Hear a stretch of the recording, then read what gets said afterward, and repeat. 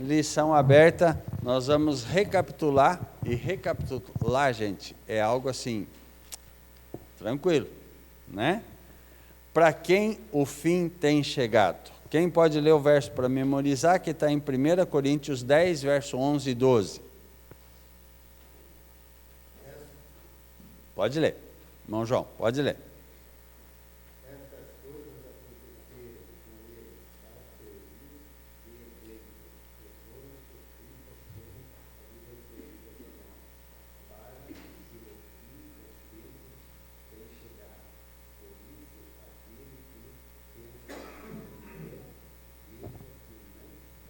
Muito bem. Então vejam bem, tudo que foi escrito na Bíblia, foi escrito para quê? Advertência nossa. E diz aqui o seguinte, que para quem o fim dos tempos tem chegado. Nós estamos vivendo no fim dos tempos. Quando a gente lê a Bíblia, a gente tem que pensar assim, isso Deus escreveu para que eu tome cuidado. Isso daqui aconteceu lá para eu aprender e não fazer igual. E assim por diante, né? A gente aprende por semelhança com os exemplos bons e a gente aprende por diferença com os exemplos maus, os ruins, né? Fulano lá fez uma coisa errada, não deu certo. Tem que aprender para não fazer igual. Outra pessoa fez uma coisa certinha e deu tudo bem. Eu tenho que aprender para fazer igual. E assim a gente vai, né? Muito bem. A nossa lição começa justamente com a ira do cordeiro. O cordeiro, ele é o animal, um dos animais mais mansos. E a gente não está falando de uma ovelha velha, de um bode, não. De um cordeirinho, né? O cordeiro, ele por natureza, ele é manso. Mas a nossa lição trouxe a ira do cordeiro. Queridos, Jesus é o cordeiro. Cordeiro de Deus que tira o pecado do mundo. Vamos chegar lá, Jurandir. Não, é isso mesmo, me ajude. O que deixa Jesus irado?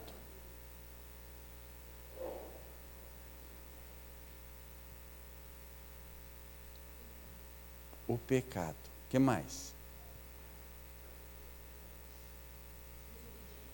Desobediência. Jesus veio para fazer o quê? Para salvar todo mundo.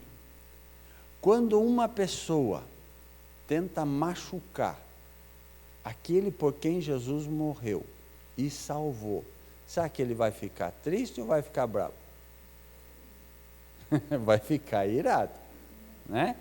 Então a ira do cordeiro é por aqueles que perseguem o seu povo salvo com tanto sacrifício.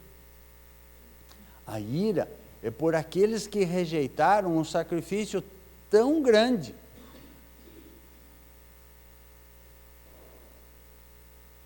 Eu vi um pastor norte-americano, ele falar o seguinte: eu não convido mais as pessoas, não pergunto mais para as pessoas se elas querem aceitar Jesus, porque Jesus já comprou elas.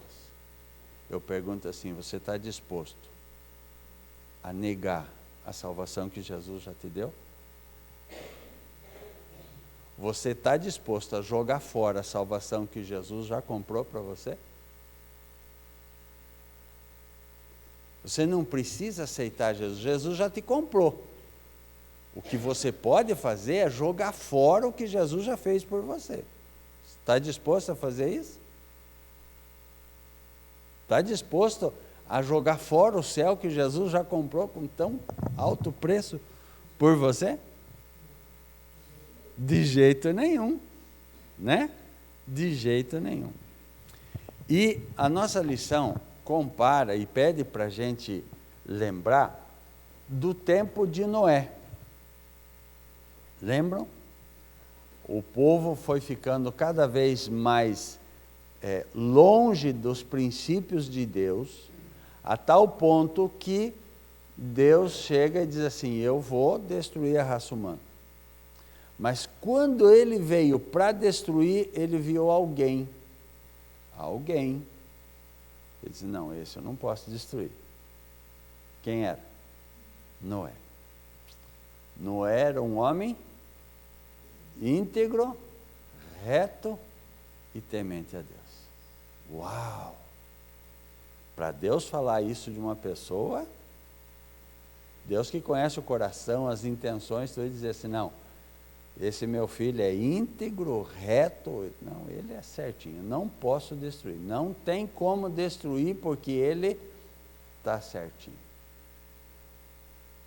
E agora dá as instruções para Noé construir uma arca, e a arca era muito grande. Vamos trocar a arca por navio. O navio era muito grande, embora seja de madeira, né? 3 andares, olha, 3 andares. Levou quanto tempo para construir? 120 anos. Noé, 3 filhos, e ele pagou do bolso vários empregados para trabalhar para ele. Gastou muito, talvez tudo que tinha. Agora a minha pergunta: valeu a pena? Valeu a pena? Gente, hã? Na verdade, ele salvou sua vida e salvou a vida da família. Gente, às vezes a gente tem pouca disposição para gastar na obra de Deus. Sabiam disso? A gente quer economizar para a gente quer poupar para a gente, e na hora de investir na obra a gente é mesquinho, é curu, né? Já ouviu falar de curu? Curu é aquele mão fechada, mão de vaca, né? Não, para mim tudo bem, mas para a obra eu vou dar, né? Não, Noé gastou e gastou muito. E durante 120 anos, além de construir a arca, além de investir na construção da arca, ele pregou. Ele pregou. E agora uma novidade, ou para alguns, né? Ellen White, no livro Patriarcas e Profetas, diz que várias pessoas aceitaram a pregação de Noé, mas elas morreram antes do dilúvio. Uau! Então não foi só a família dele, foi mais pessoas também. Queridos, lá na América do Norte, teve um grande evangelismo, e de todo o evangelismo se converteu só um menininho de 12 anos. O que vocês acham desse evangelismo? Sabe quem foi esse menininho? Dwight Moody. Esse menino converteu mais de 1.000 pessoas na sua vida. Vamos fazer evangelismo, gente. A Bíblia diz assim: lança o teu pão sobre águas, é o quê? Povos, multidões, nações, línguas. Depois de muitos dias, você vai achar. Quem sabe lá no céu? Quem sabe lá no céu? Mas vamos pensar agora no Noé, né? Valeu a pena para ele, como pai, como esposo? Sim ou não? Bênção, salvou a família. Fala.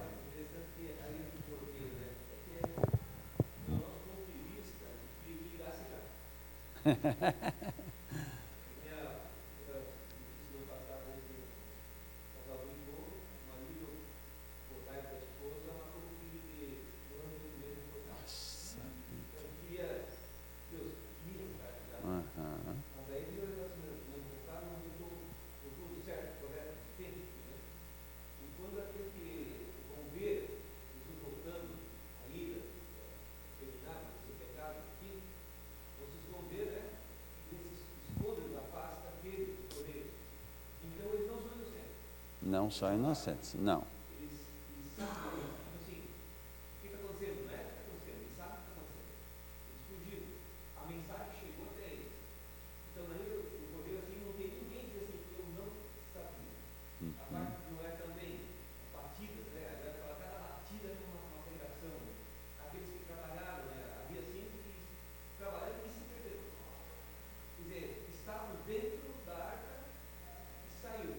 Estão dentro da igreja e saem.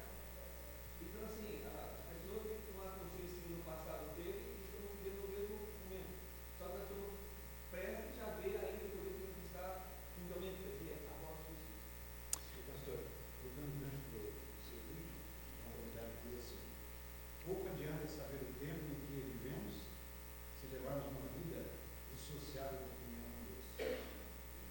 No dilúvio, não foi Deus que desistiu do homem, ele apenas respeitou o fato do homem ter desistido. Pesado, né? Queridos, eu vou abrir o coração aqui, vou falar para vocês algo que, assim, me surpreendeu bastante. Quando se fala em comunhão, quando se fala em obedecer a Deus, quando se fala em humildade, é algo muito sério. No nosso campo, tinha um pastor que a ambição dele era ser professor de teologia. E ele estudava muito. Ele só não tinha o dom de transmitir a mensagem. Sabe como? Até foi dada a oportunidade dele fazer um culto para os pastores, e a gente conseguiu perceber que ele tinha conhecimento, só não tinha facilidade de transmitir. E, lógico, a administração não vai colocar como professor alguém que não tem essa facilidade. Por fim, ele pediu para sair da obra, porque não via progresso naquilo que ele achava que tinha que ser. Saindo da obra, acabou saindo da igreja, foi ser pastor de outra denominação. Aí a Meire já ficou admirada. Mas também não se encontrou lá, saiu dessa outra denominação e hoje ele se diz ateu. E eu fico pensando comigo, como que pode alguém que foi pastor da igreja adventista dizer que não acredita mais em Deus? Onde está a comunhão? Onde está aquele dia a dia andando com Deus? Enquanto pessoas analfabetas aceitam Jesus e têm uma vida plena e sentem Jesus e Deus do seu lado, como que a pessoa diz assim, agora eu não acredito mais em Deus? Queridos, assim como era nos dias de Noé, está se tornando hoje. No tempo de Noé, as pessoas casavam-se e davam-se em... Gente, o que é isso? Está dizendo o seguinte, passava a morar junto, passava a ter relação sexual com quem não era sua esposa. Hoje a gente faz um evangelismo, é comum ter que pagar casamento, porque estão morando juntos sem casar. Hoje é comum separação de casais porque um traiu o outro. Pior ainda, hoje está ficando, e daí vai ser a próxima parte da lição, está ficando comum ter relação sem ser homem e mulher. Hoje diz que é homem com homem, mulher com mulher. Está para sair uma lei que diz que pode ter relação com o filho desde que seja com consentimento. Gente, e isso, Noé vai ficar horrorizado. Vai dizer, não, mas no meu tempo era menos que isso e Deus já destruiu com água. O que Deus está esperando para se irar, né, Moacir? Justamente, né? Tem dois males que, pelo menos, são provenientes do afastamento do coração das pessoas de Deus: corrupção e descrença. Isso mesmo. Agora então Deus desce e vai falar com Abraão. Eu pergunto, Deus, sendo Deus, tinha alguma satisfação para dar para Abraão? Sim ou não? Não. Deus é Deus. Manda quem pode, né? E Deus pode mandar. Por que Deus vai conversar com Abraão?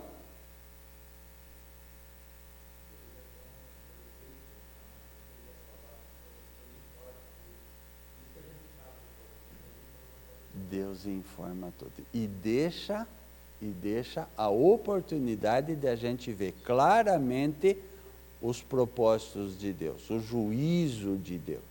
Deus também mostra para Abraão a onisciência, né? Isto. Porque Abraão, aquela situação, talvez se tivesse pedra, né? Aí ele entendeu, então chega.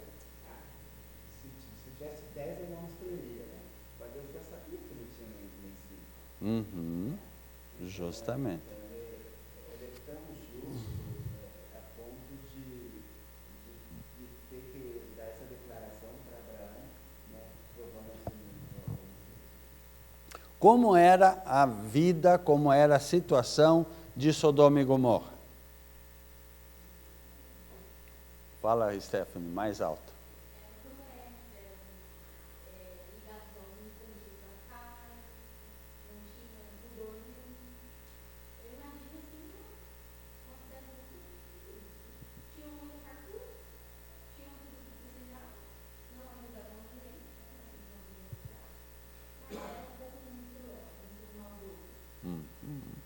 Ao ponto de pedirem para Ló deixar eles abusar dos anjos. Lógico que eles não sabiam que eram anjos, mas eram na forma de homens.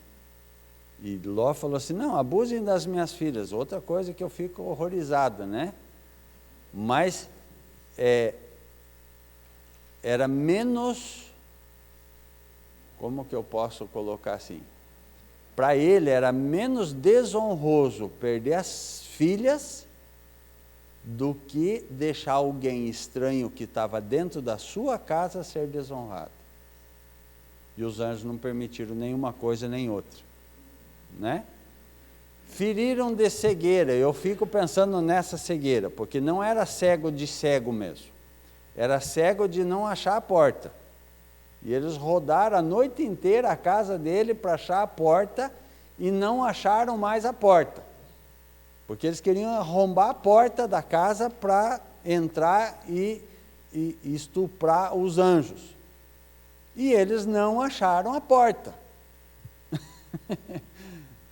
Gente, o que é difícil para Deus? Conta para mim. Nicole, o que é difícil para Deus? Nenhuma. Difícil é ser Deus, né? E queridos, e agora então, com Abraão, Jesus, né, fica conversando com Abraão e vem a intercessão de Abraão. Ali Jesus quer mostrar para Abraão que ele era um juiz justo. Eu vou destruir, mas e se tiver justo lá dentro? Não, daí eu não destruo. E foi de 50 até 10, né? Não, se tiver 10 justos lá, ainda vai salvar a cidade. A gente já leu que todo joelho vai se dobrar diante de Deus, certo ou não? E a gente vê hoje poucas pessoas com a propensão ou a disposição de adorar a Deus. Mas lá, quando descer a cidade santa, e os salvos coroarem Jesus em cima do muro da cidade,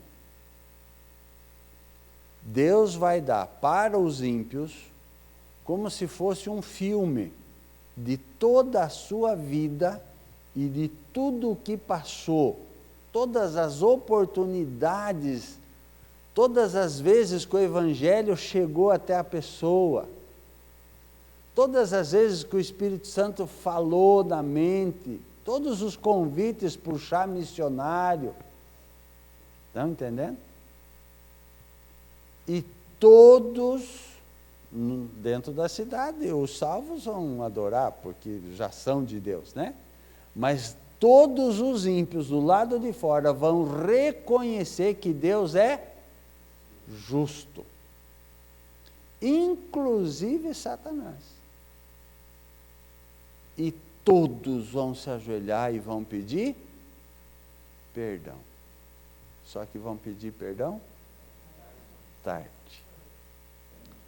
Aí quando eles pedem perdão, e Deus fala, não, o tempo de vocês era lá atrás, agora não tem mais, aí eles se revoltam. Porque já são ruins mesmo, né? Já estão perdidos mesmo, porque são ruins. Aí eles se levantam tão brabo, que agora eles vão dizer assim, agora vamos tomar a cidade. E a Bíblia diz, marchar então pela superfície da terra, sitiar o acampamento dos santos, mas desceu fogo do céu e consumiu. Quando a gente vê isso, a gente vai ver que realmente todas as oportunidades foram dadas para as pessoas. E lá no céu, durante 1000 anos, a gente vai analisar a vida daqueles que se perderam. Sabe aquela pessoa que a gente achava que era bem cristão mesmo, e que a gente vai dizer assim, Deus, mas eu acho que o Senhor se enganou, ele tinha que estar aqui no céu. Deus falou assim, abre o livro dele. E a gente vai abrir, mas ele fazia isso escondido, mas ele fazia isso também. Não, o Senhor é justo mesmo, ele não podia estar aqui. Está entendendo? Oportunidade de nós, meros pecadores, pozinho, vermezinho de Jacó, né? Conferir que Deus fez justiça. Para não ter dúvida nenhuma para o resto da eternidade. A gente vai adorar a Deus com plena certeza que Ele é amor e Ele é justiça. Isso é muito, muito importante. Nós somos seres humanos subminosos, né? Só um pouco. Minha bisamigo é vizinho de casa. Aham. Deus tem sido conosco o nosso melhor amigo. Nossa recusa em aceitá-lo é rebelião, não falta de aviso. Nós sabemos que foi tantos acontecimentos, nos avisou, nós estamos olhando e praticando os mesmos pecados, o pior que o Senhor nos mandou. Deus avisando a gente, não falta de aviso. Isso foi o que nós fizemos. Queridos, Daniel fala, assentou-se o tribunal e abriram-se os livros. Agora não é durante o milênio, mas é agora, de 1844 até o fechamento da porta da graça. Deus precisaria de livro? Pergunto. Não, Deus é onisciente. Deus precisaria de juízo? Não. Deus, Ele é justo e Ele é onipotente. Podia fazer sozinho e seria um juízo perfeito e justo. Né? Por que esse juízo investigativo, então? Quando eu leio a Bíblia, eu vejo que tem 24 anciãos lá no céu. Agora eu vou falar uma coisa e eu queria que vocês me ajudassem. Eu creio que esses 24 anciãos são pessoas que ressuscitaram na ressurreição de Jesus, são pessoas que foram para o céu e que estão acompanhando o juízo de Deus para ver que Deus é justo. Anjos estão acompanhando para ver que Deus é justo. Porque o primeiro pecado, a primeira coisa que Satanás fez lá no céu, é dizendo que Deus não era tão bom que nem eles pensavam e que Deus não era justo, que Deus era carrasco. E é interessante quando a gente lê a história do pecado lá no céu, Deus vem e reúne todos, Jesus reúne todos os anjos, tenta mostrar a bondade de Deus. E parte dos anjos que estavam seguindo a Satanás pensaram em voltar a ser fiel para Deus. Aí Satanás faz a segunda obra dele. Se vocês voltarem, Deus vai castigar vocês, vai rebaixar vocês e vai perseguir para o resto da vida.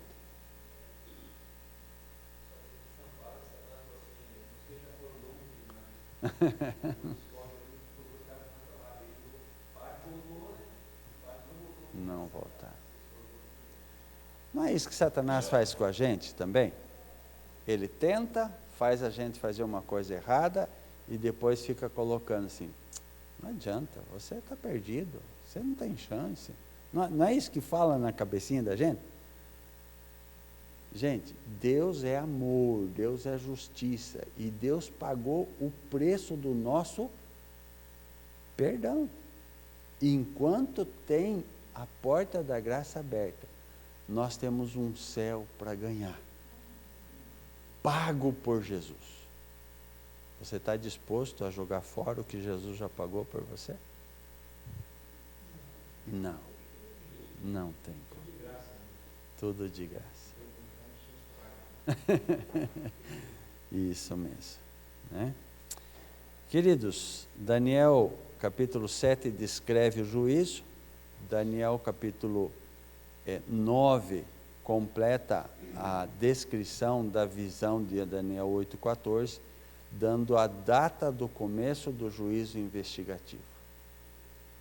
Vocês lembram? Daniel 8,14 diz até 2.300 tardes e manhãs, e o santuário será purificado.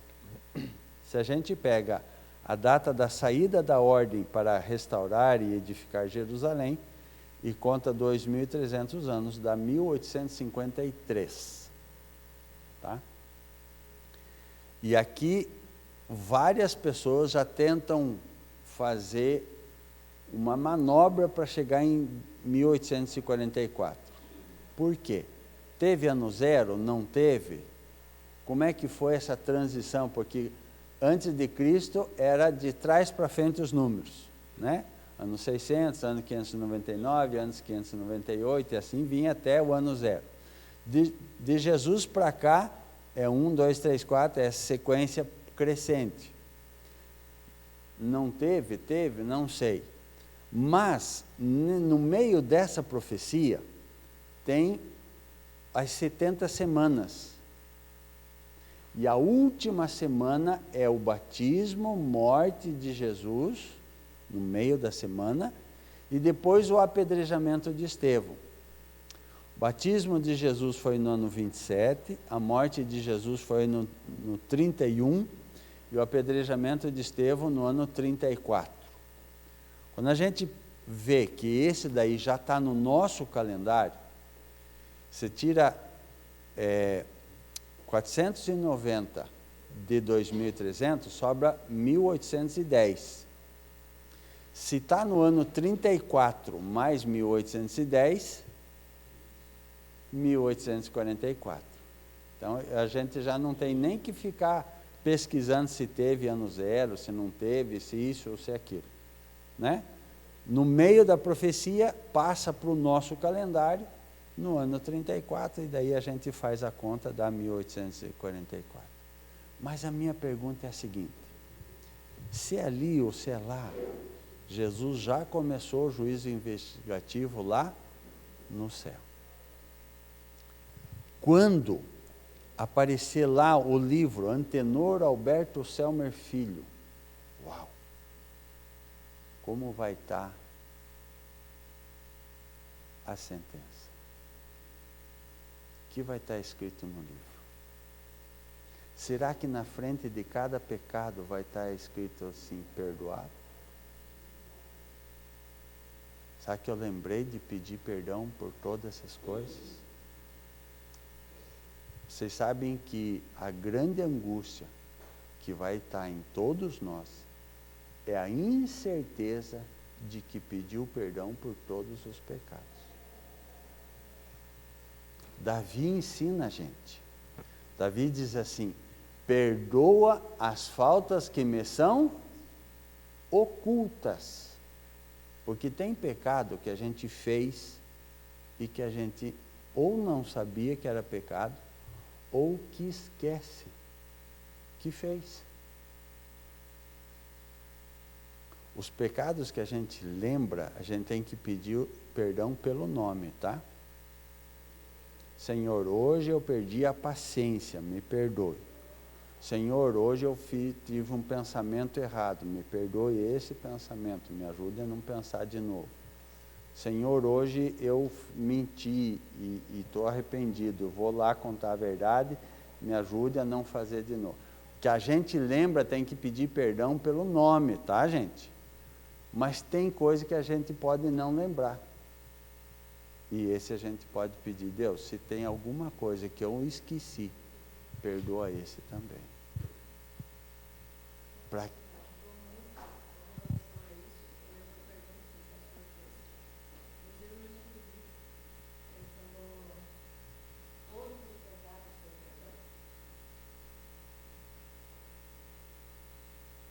Os confessados.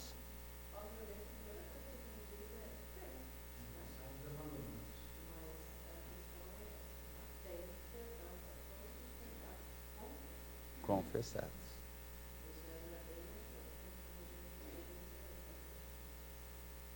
Porque se tiver um pecado que eu não me arrependi ou não confessei,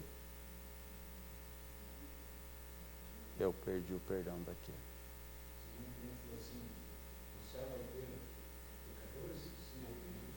Arrependido sim. Mas nenhum fariseu. Queridos, as acusações de Satanás contra os que seguem o Senhor não são movidas por seu desagrado pelos pecados cometidos. Satanás se alegra com os defeitos de caráter deles, pois sabe que é somente por suas transgressões da lei de Deus que ele obtém poder sobre eles. Suas acusações nascem unicamente de sua inimizade por Cristo, mediante o plano da salvação.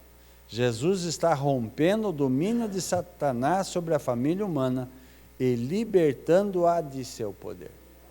Amém?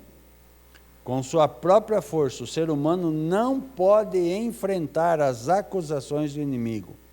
Ele está perante Deus com as vestes manchadas de pecado e confessando sua culpa. Mas Jesus, nosso advogado, apresenta uma eficaz alegação em favor de todo aquele que, pelo arrependimento e pela fé, confiou o coração a ele. Cristo defende sua causa e, mediante os poderosos argumentos do Calvário, derrota o acusador. Sua perfeita obediência à lei de Deus deu-lhe poder no céu e na terra, e solicita a seu Pai misericórdia e reconciliação para com o ser humano culpado. Eu fico admirado quando Ellen White diz assim: quando um pecador se ajoelha e pede perdão, Jesus estende a mão e diz: Pai, o meu sangue, Pai, eu derramei. E daí fala o nome daquele que está pedindo perdão. Que pai não atenderia o pedido de um filho dessa maneira? O que vocês acham? Então, aqueles que forem para o lago de fogo, vão porque rejeitaram a salvação paga por Jesus.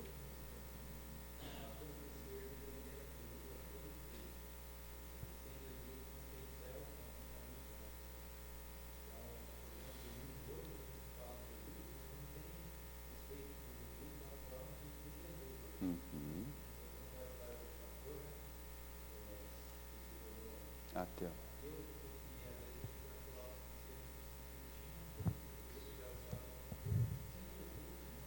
Não chega.